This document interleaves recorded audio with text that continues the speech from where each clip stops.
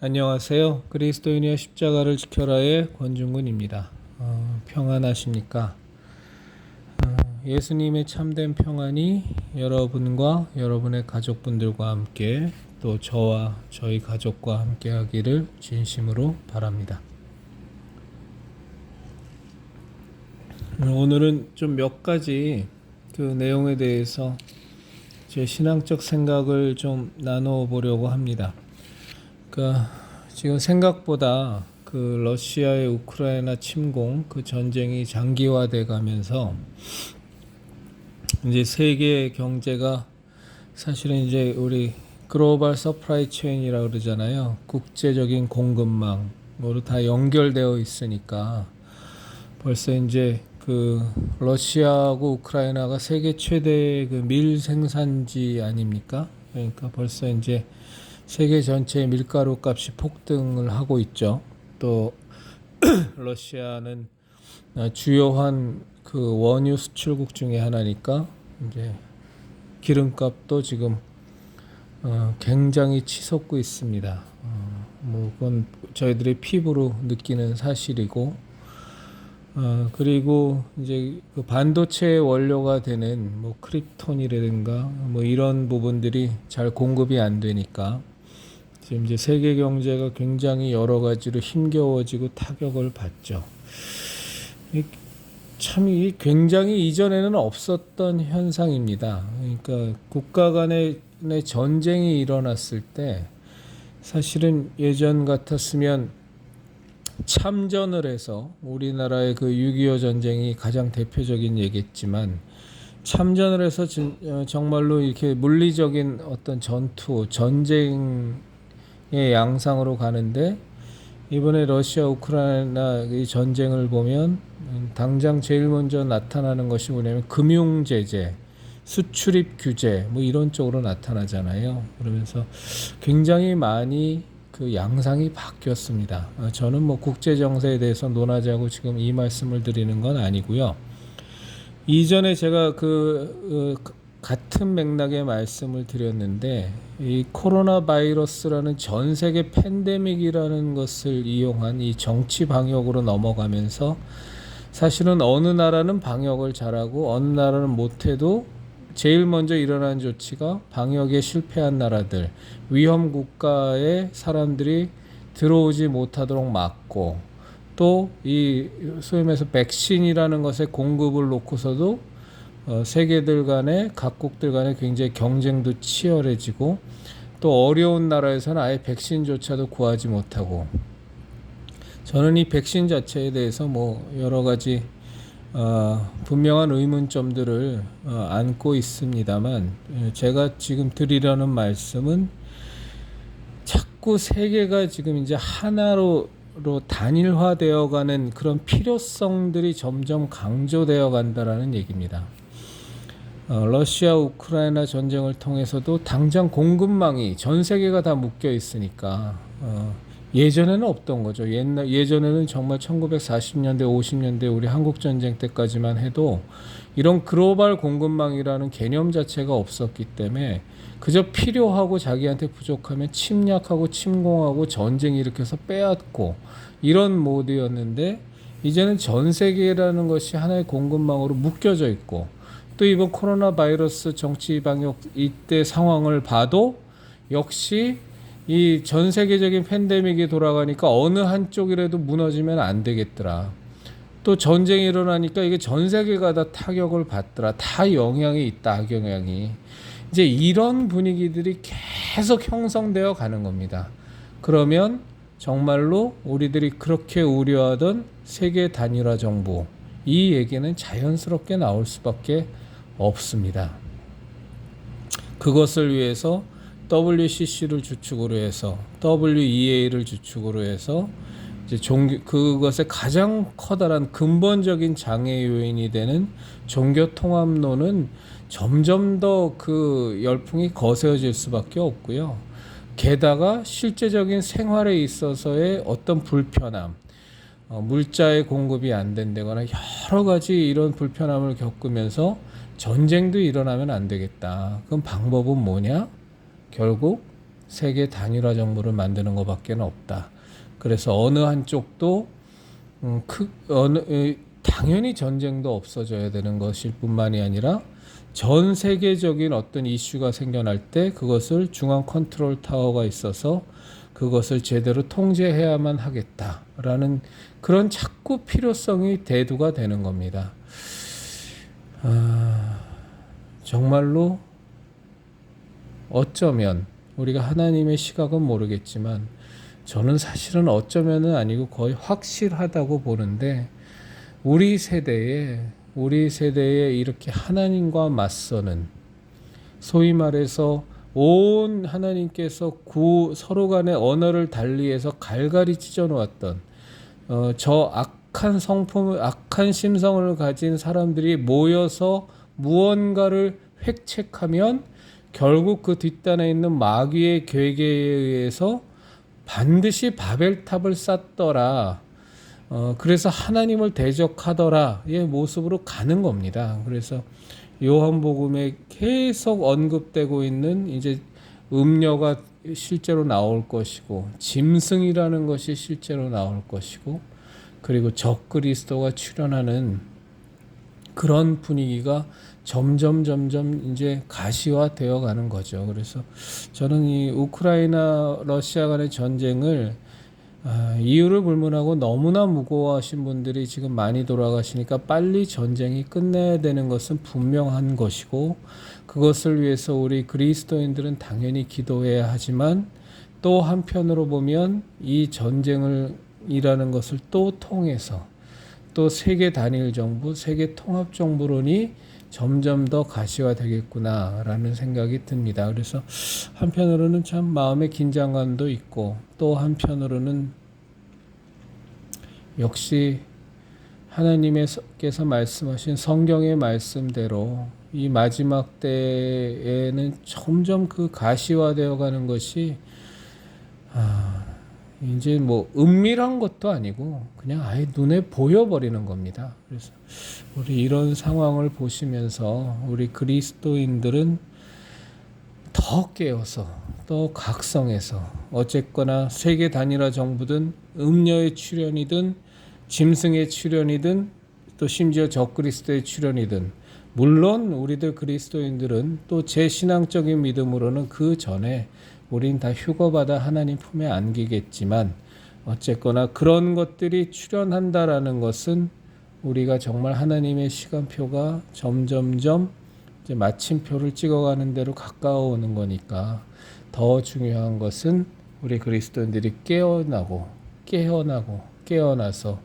정말로 하나님의 자녀답게 정말로 그리스도인답게 예수님의 정말로 십자가의 군사답게 우리가 그런 영적인 준비 또 기도로 깨어나는 것 말씀으로 중무장하는 것 또 한 영혼이라도 더 구원하시고자 하는 하나님의 뜻을 좇아서 열심히 전도하는 것에 우리는 더 열심을 내야 되겠습니다. 그리고 그런 기반이 분명히 우리가 사는 이 나라 대한민국에서 이루어질 수 있도록 이 나라가 더 하나님의 뜻에 맞게 건강해지길 위해서 우리는 기도해야 될 것이고 실제로 각자가 속한 곳에서 목소리를 내고 싸우고 행동하고 이런 것들이 이제 반드시 필요한 세태로 굉장히 빨리 진행이 되는 것 같습니다.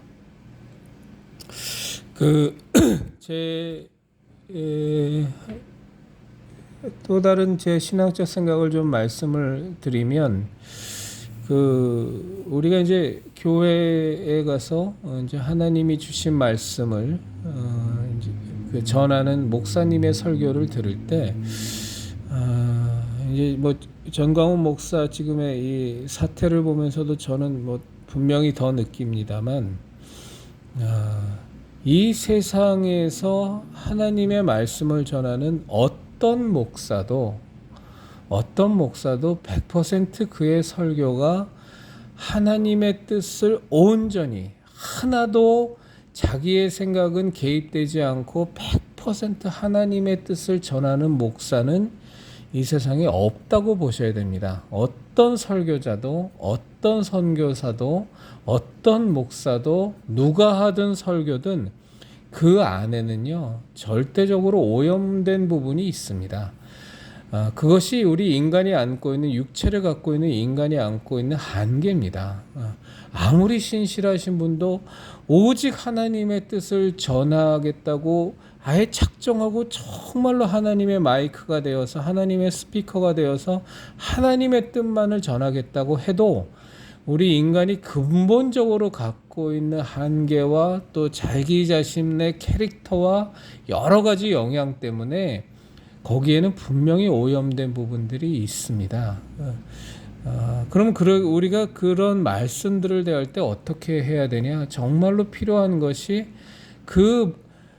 성경을 읽을 때 베레아 사람들이 신사적이어서 성경을 깊이 상고한 것처럼 사도들의 말조차도 깊이 상고했던 것처럼 우리들 그리스도인들이 꼭 취해야 되는 태도는 뭐냐면 목사를 통해서든 선교사를 통해서든 어떤 사역자를 통해서 우리가 접하는 설교도 거기서 오염된 부분을 발라낼 수 있어야 됩니다. 그 발라내는 작업은 오직 하나님의 말씀으로만 가능하고 또 그것을 분명히 우리가 인식할 수 있는 것은 우리 안에서 하나님의 뜻을 분명히 분별하게 만드시는 성령님의 도우심으로만 가능합니다.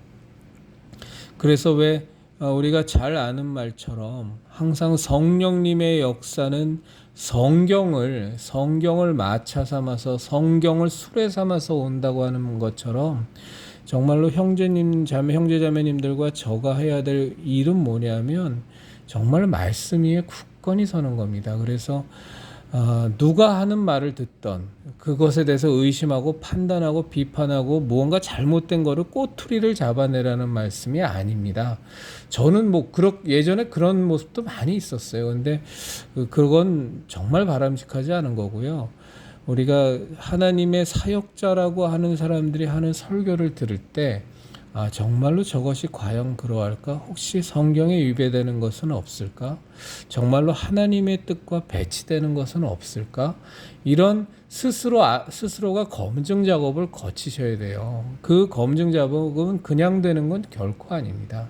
기도하셔야 되고 순전하게 항상 말씀을 대하시면서 말씀의 빛이, 말씀의 등불이 여러분 안에서 항상 환히 비춰지고 있어야 되고 무엇보다도 그 모든 것들을 바르게 인식하고 이해할 수 있는 성령님의 도우심이 반드시 필요합니다. 그 작업이 없으면 홀딱홀딱 다 넘어가는 겁니다.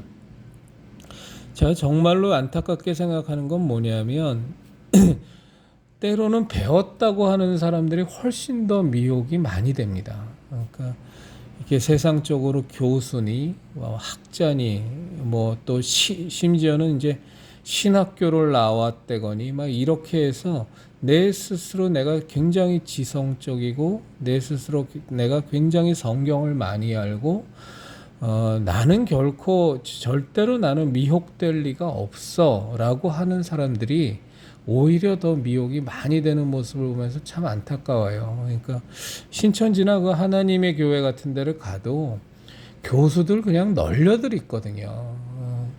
물론 그 사람들은 자신의 정체를 속이죠. 근데 정말 그 무리에 속한 데를 갔다 온 사람들의 증언을 들어보면 그 안에 가면 교수 박사들 정말 부지기수로 있거든요. 왜 그러냐? 그들의 오히려 지적인 교만, 지적인 허영심, 또 신학교를 나왔다라는 것에 대한 어떤 자기의 신학적인 교만, 신학적인 거만함, 이런 거를 틈타고 마귀가 치고 들어오는데 그 치고 들어오는 것을 내가 충분히 방어할 수 있을 만큼 정말로 하나님의 성령 안에서 깨어있지 못하고 말씀으로 무장되어 있지 않고 정말로 그것을 하나님의 뜻에 따라서 잘 분별할 수 있는 내 영적인 무장이 되어 있지 않으면 거기다가 말씀드린 것처럼 교만과 거만까지 그냥 파고들어 버리면 그런 것까지 내가 갖고 있으면 그냥 다 자빠지는 겁니다. 그래서 정말로 우리 그리스도인이여 십자가를 지켜라의 우리 형제자매님들과 함께 나누고 싶은 건 항상 항상 우리가 하나님 앞에서 겸손하게 은혜 받은 자답게 하나님의 사랑이 없이는 단 한순간도 숨쉬며 살 수 없는 자답게 항상 겸손하게 주의 말씀을 접하고 주의 말씀을 묵상하고 이것이 그러한가 하여 날마다 상고하고 또 내가 정말로 바른 신앙관을 갖고 있는가 성령님께서 나에게 알려달라고 깨우쳐달라고 항상 간구하고 이런 과정들이 이 마지막 때에는 너무너무 미혹하는 자들이 많이 나온다고 성경에 되어 있잖아요. 그래서 정말 보면 너무너무 많지 않습니까?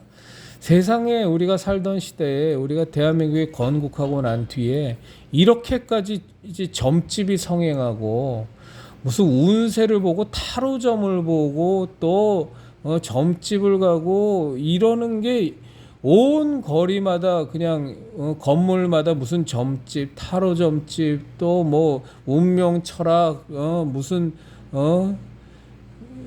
이렇게까지 이번 뭐 대선 같은 경우는 아예 끝판왕이었고 이렇게까지 횡행한 적이 어디 있었어요?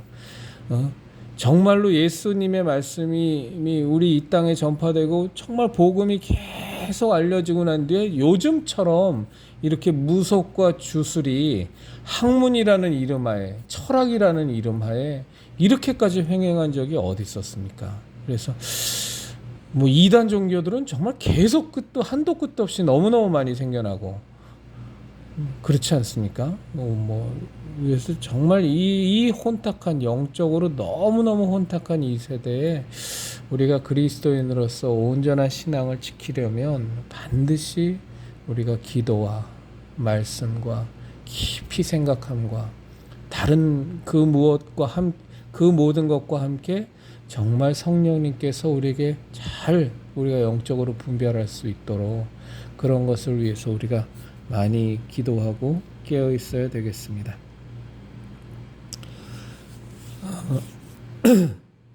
또 하나 제가 좀 나누고 싶은 내용은 오늘도 그 복음서를 읽으면서 새삼스럽게 참 저한테 와닿은 내용이 있어요. 그게 뭐냐면 이제 예수님을 찾아서 예수님을 시험하기 위해서 우리가 지켜야 될 계명 중에 어느 것이 제일 크니까 하고 예수님께 물어보니 예수님께서 말씀하시길 첫째 되는 것은 이것이니 주 너희 하나님을 마음을 다하고 힘을 다하고 목숨을 다하여 사랑하라.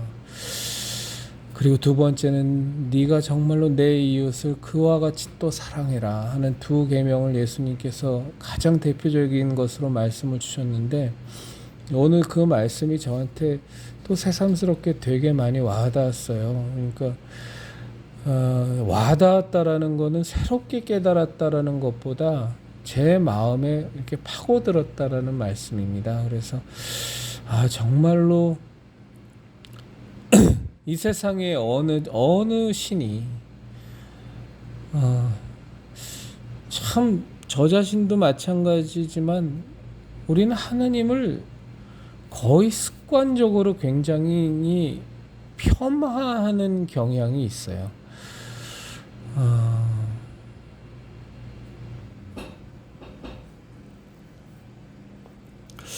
저는 이제 성경을 이렇게 구약을 한 장을 읽고 복음서를 한 장을 읽고 그 다음에 사도행전서부터 이제 계시록 전까지 해서 또 한 장을 읽고 그 다음에 계시록을 한 장 읽고 해서 이거를 이렇게 그렇게 나눠서 한 장씩 읽어서 하루에 총 4장을 읽는데 그러면 이제 구약 같은 경우는 이제 굉장히 더디게 가죠.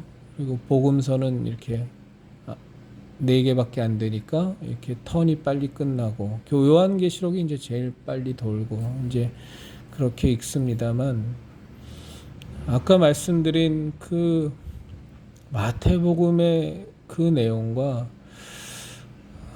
오늘 요한계시록에 이제 어제부로 22장까지 읽어서 다시 1장으로 돌아왔는데 그 예수님에 대해서 그 형용하는 그 내용을 보면서 정말 불꽃 같은 눈동자, 그의 발은 주석과도 같고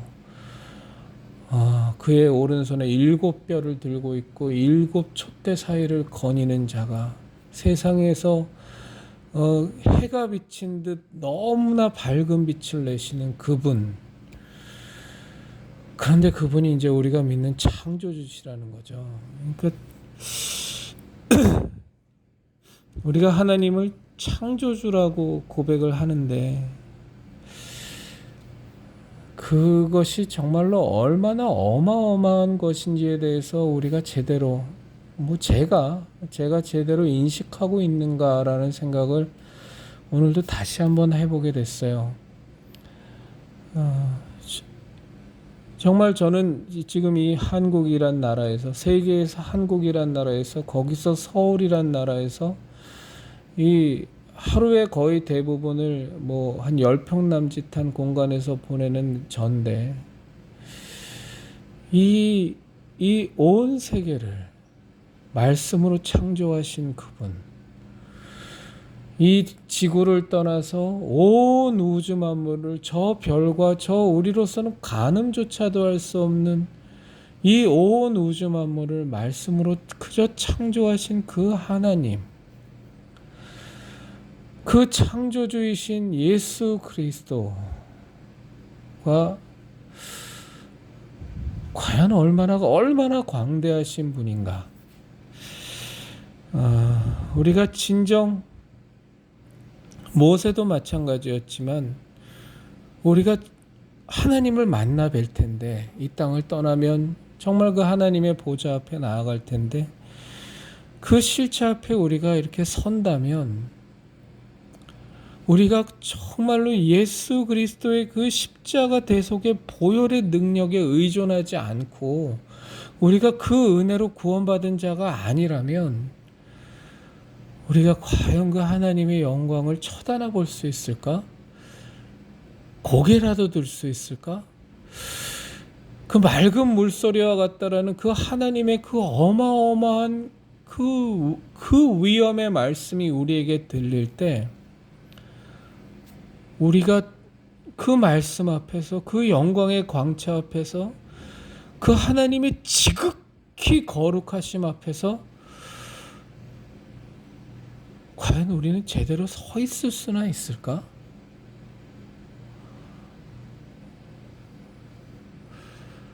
오로지 예수 그리스도의 그 보혈의 그 대속의 은혜에 힘입어서 하나님 보좌 우편에 앉아 계신 예수 그리스도께서 주여 보시옵소서, 지금 이 아이가 나의 피로 구원받은 나의 은혜를 입은 우리의 자녀입니다 라는 그 예수님의 그 변호하심, 그 예수님의 옆에서의 심판주 되신 그 예수님이 우리의 구원을 확증해 주시는 그 과정이 없다면 우리가 과연 하나님 앞에서, 그 존전 앞에서 수민하 쉴 수 있을까? 를 생각해 보니까 이렇게 한편으로 어질어질한 거예요. 그런데 그 하나님이 우리에게 주신 첫째 되는 계명이 우리의 마음을 다하고 힘을 다하고 목숨을 다해서 당신을 사랑하라는 계명이세요. 그러니까 하나님은 정말로 우리에게 다른 것이 아니라 우리가 진심으로 모든 것을 다해서 우리의 사랑을 하나님은 받고 싶으신 거예요. 세상의 어느 신이 피조물의 사랑을 목말라 하는 창조주가 어디 있을까요? 창조주가 피조물한테 사랑을 구한다라는 것이 이게 가당키나 한 일인가요? 참 오늘도 많이 생각해 보게 됐어요. 하나님이 우리에게 원하시는 건 우리의 사랑을 받으시길 원하시는 거예요. 그것도 진실한 사랑, 그것도 모든 것을 다하는 사랑. 왜 그렇게 우리에게 사랑을 갈구하실까 생각해 보면 이유는 단 하나인 거예요. 하나님이 우리를 그렇게 사랑하시는 거예요. 그냥 창세기에 나와 있는 것처럼 우리를 창조하시고 나서 보기에 심히 좋았더라라고 있는 짤막한 그 문장이지만, 그러나 그 문장에 포함된 하나님이 우리를 바라보시면서 기뻐하시는 그 정도는 우리가 목숨을 다하고 마음을 다하고 힘을 다하여 사랑하는 것보다 훨씬 더 우리를 사랑하시는 거예요. 너무 좋으신 거예요. 그래서 그 관계가 깨어져 나갔을 때 우리가 우리 사람이 하나님의 그 계명을 깨버리고 사단의 종로로 타는 그 존재로 타락해 버렸을 때, 죄 가운데로 들어가 버렸을 때 정말 하나님의 마음이 얼마나 아프셨을까. 그리고 얼마나 우리를 얼마나 사랑하셨으면 자기 품에 계신 같은 창조주이신 독생자 예수 그리스도를 이 땅에 보내실 수밖에 없었던, 그리고 그 기뻐하고 그 사랑하는 자인 그 예수 그리스도를 그 모진 고난을 당하게 하시고 결국에는 십자가에 매달려 온몸이 찢겨진 상태로 죽음까지 당하게 하시면서 유일한 구원의 방식을 열어놓으실 수밖에 없는, 그 은혜를 받을 수 있는 구원의 길을 열어놓으실 수밖에 없는 그 하나님의 심정. 아마 전 죽을 때까지 그 심정을 다 알지 못할 거예요. 당연하겠죠. 제가 아무리 하나님이 나를 사랑하신다는 그 사랑을 깨닫고 깨달아도 저는 분명히 단언할 수 있어요. 제가 깨닫는 정도는